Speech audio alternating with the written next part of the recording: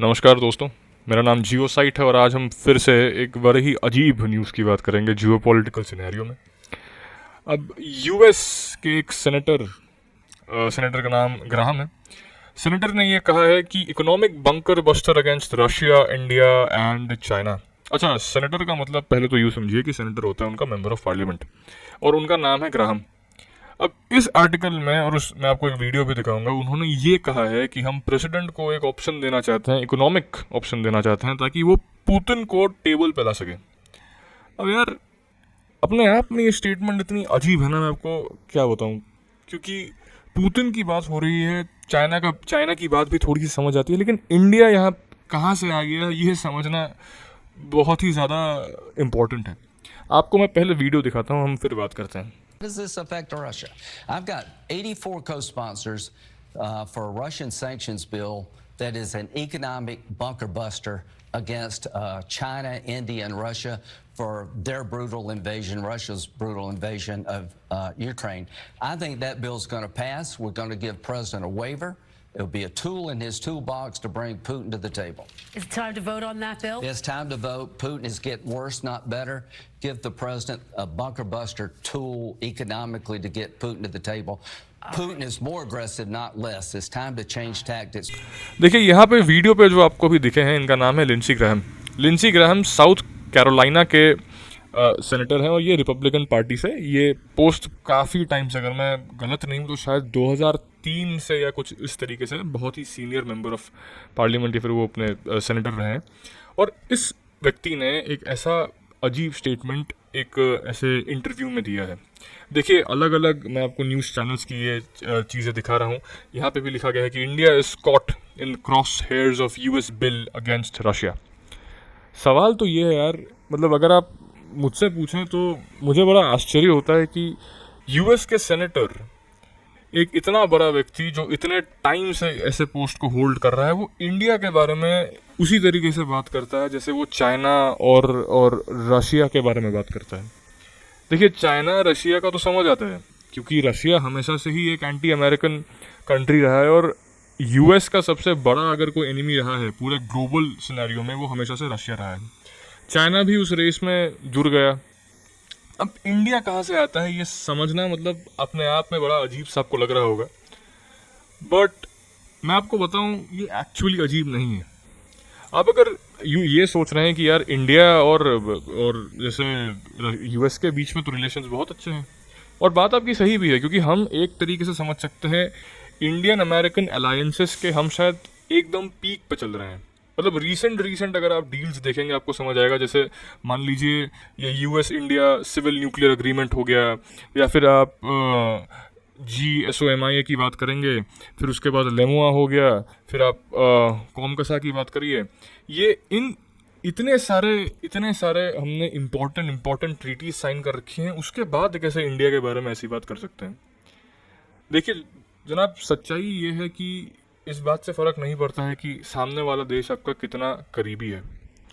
जियो politics में या politics in general में हमेशा से यही रूल रहा है कि जो पावरफुल देश होता है, जो पावरफुल किंगडम होता है, वो हमेशा अपना पावर रिटेन करने की कोशिश करता है। उससे अपना पावर चैलेंज जो भी करता है वो पसंद नहीं आता है। अगर आप सोचने की कोशिश करें कि रशिया के साथ अमेरिका की ऐसी दुश्मनी क्यों थी, आपको ये समझ आएगा कि रशिया और अमेरिका दोनों ही दौड़ रहे थे ग्लोबल सुपर पावर बनने की रेस में, जिस रेस में कोल्ड वॉर के बाद ऑब्वियसली अमेरिका जीत गया, लेकिन रशिया हमेशा से एक बहुत बड़ा कंपेटिटर रहा है उस मामले में। चाइना की रीसेंट डेवलपमेंट्स अगर आप देखेंगे, वो यूएस को बहुत पीछे छोड़ता जा रहा है बहुत सारे चीज़ों में। आप मैन्युफैक्चरिंग इंडस्ट्री की बात करिए, आप टेक्नोलॉजी की बात करिए, स्पोर्ट्स की बात करिए, कल्चरल एक्सपेंशन की बात करिए, चाइना उस रेस में यूएस को टक्कर देने लग गया और उसके बाद से चाइना और अमेरिका का जो रिलेशन है वो ख़राब होने लगा। आप अभी नोटिस करेंगे कि इंडिया जब एक ग्लोबल पावर के हिसाब से राइज कर रहा है, तब जाके इन दरारों में आपको बड़ी क्लैरिटी दिखेगी कि इंडिया और अमेरिका की दरारें बढ़ती आई हैं। होता ये हमेशा से आया है। मैं ये नहीं कह रहा हूँ कि ये अनफेयर है या ये अमेरिका ने गलत किया है या ये ऐसा नहीं करना चाहिए था, क्योंकि ये हमेशा से होता है। हम आज एक ग्लोबल पावर बन चुके हैं और आज की अगर प्रोजेक्शंस देखी जाएँ तो इंडिया की प्रोजेक्शंस बहुत ही पॉजिटिव है। जो कि ऑब्वियसली अमेरिका को पसंद नहीं आती है। और इस कारण से ही हमको सैबोटाज करने की, ये हमको क्षति पहुंचाने की हर कोशिश करी जाती है। देखिए, इस बात पे एक तरीके से तो गर्व भी होता है, इस बात पे एक तरीके से दुख भी होता है। गर्व इस बात का है कि आज से 15 साल पहले इंडिया वो देश था, भारत वो देश था जिसको कोई पूछता भी नहीं था। मतलब यूँ सोचिए कि आज से 15 साल पहले ग्लोबल पॉलिटिकल सिनेरियो में इंडिया को कोई एक सुपर पावर का कंपेटिटर सोचेगा, ये सोचना भी अपने आप में एक बड़ी अजीब चीज़ थी। और दुख इस बात का है कि हम बहुत ही ख़राब टाइम पर इस जगह पे आ पहुँचे हैं। क्योंकि अगर आप सोचें, चाइना हमसे बहुत आगे है, चाइना की टेक्नोलॉजिकल एडवांसमेंट्स बहुत आगे है, उसकी इकोनॉमी बहुत स्ट्रांग है और डाइवर्सिफाइड सोर्सेज ऑफ इनकम है चाइना की, हमारी उतनी नहीं है।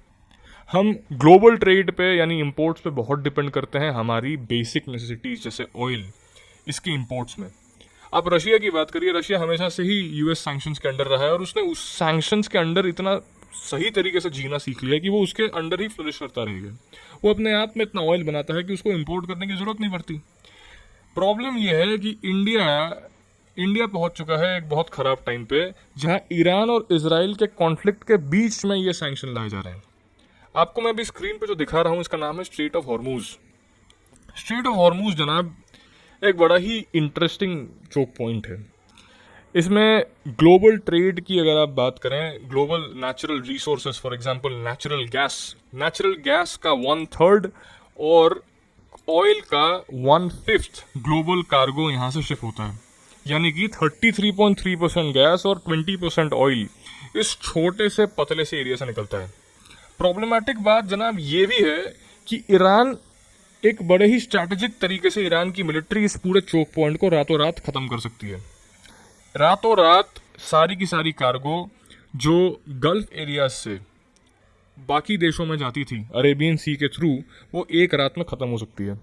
इससे होगा ये कि जो तेल हैं, जो गैसेस के दाम हैं, ये इस हद तक बढ़ जाएंगी कि मार्केट का कोलैप्स करना बहुत ही ज़्यादा, आप कह सकते हैं, इमिनेंट खतरा बन सकता है। और ऐसे टाइम पे जो स्ट्रेट ऑफ हॉर्मूज था किसी कॉन्फ्लिक्ट में कभी बंद नहीं हुआ है, लेकिन ये पहली बार हुआ है कि तेहरान ने एक फाइनल डिसीजन वो ले आए हैं, जहां उन्होंने एनर्जी चोक पॉइंट को एक तरीके से ब्लॉकेट करने की डिसीजन को पास किया है। हालांकि ये कहा जा रहा था कि सुप्रीम नेशनल सिक्योरिटी काउंसिल के अंडर ये डिसीजन आता है और ये शायद ले भी सकते हैं, नहीं भी ले सकते हैं, बट अभी न्यूज़ कंफर्म हो चुकी है कि Iran moves to block the Strait of Hormuz. यानी कि उन्होंने डिसीजन बना लिया है और उसकी मिलिट्री उसको चोक करने की ड्रिल्स शुरू कर चुकी हैं। हुआ ये है कि ये एक बहुत ही पॉसिबल खतरा था। इसको भापते हुए इंडिया ने ऑब्वियसली पहले से, क्योंकि एक बहुत बड़ा देश है, बड़ी इकोनॉमी है, बड़ी पॉपुलेशन है हमारी, बड़ी कंज्यूमर्स हैं हमारे, इसलिए हमने पहले से ही इसके बारे में कुछ करा है। जैसे अगर आप रीसेंट न्यूज़ आर्टिकल्स देखेंगे, हमारे जो ये क्रूड ऑयल के इंपोर्ट्स रहे हैं रशिया और यूएस से, ये ट्वाइस हो चुके हैं। मतलब ये हाईएस्ट है पिछले 2 साल में। प्रॉब्लमेटिक पार्ट ये है साहब कि रशिया से हम ज़्यादा तेल खरीदते हैं एज कम्पेयर टू यूएस, और यूएस इसी चीज़ को सैंक्शन करेगा। यूएस इसी कारण से ये कहेगा कि हमको पुतिन के वॉर एफर्ट को ख़त्म करना है, इसलिए हम इंडिया को सैंक्शन करेंगे। प्रॉब्लमेटिक चीज़ ये हो जाएगी कि हम उस टाइम पे ये नहीं कह सकते कि नहीं हम रशिया से नहीं, हम अमेरिका से तेल खरीदते हैं, बिकॉज अमेरिका जियोग्राफिकली इंडिया से बहुत दूर है, तो कार्गो की प्राइसेस बढ़ जाती हैं और अमेरिका इतना वॉल्यूम एक्सपोर्ट भी नहीं कर पाता कि वो इंडिया के डिमांड्स को एब्जॉर्ब कर पाए। प्रॉब्लम ये भी आ जाती है। अब आप ये मत सोचिएगा कि रशिया के साथ हमारे रिलेशन अच्छे हैं सिर्फ इस कारण से हमें दंडित किया जा रहा है। ऐसा सोचा जाए तो पाकिस्तान ने भी तो रिसेंटली, पाकिस्तान और रशिया के जो इंपोर्ट्स की अगर आप चार्ट देखेंगे, पाकिस्तान ने पिछले कुछ महीनों में इतना तेल उन्होंने रशिया से इंपोर्ट करा है कि उनका नाम भी आना चाहिए था सैंक्शन पे, बट उनका नाम नहीं आएगा। द रीज़न मैं आपको ऑलरेडी पहले बता चुका हूँ।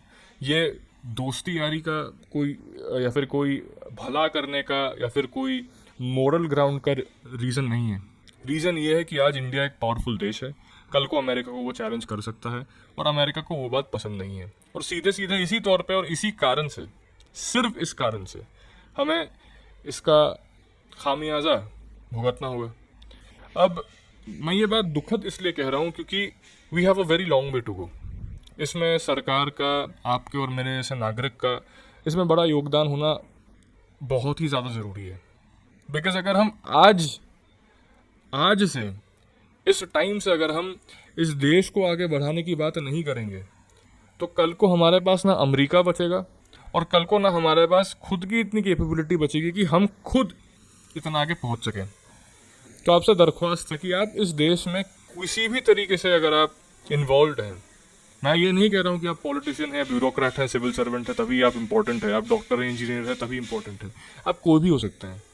आप रास्ते के साइड पे ठेला लगाकर फल बेचने वाले, सब्जी बेचने वाले, बस कंडक्टर या कहीं कोई क्लरिकल जॉब करने वाले या इंडिया के बाहर रहने वाले इंडियन डायस्पोरा के रिप्रेजेंटेटिव हो सकते हैं।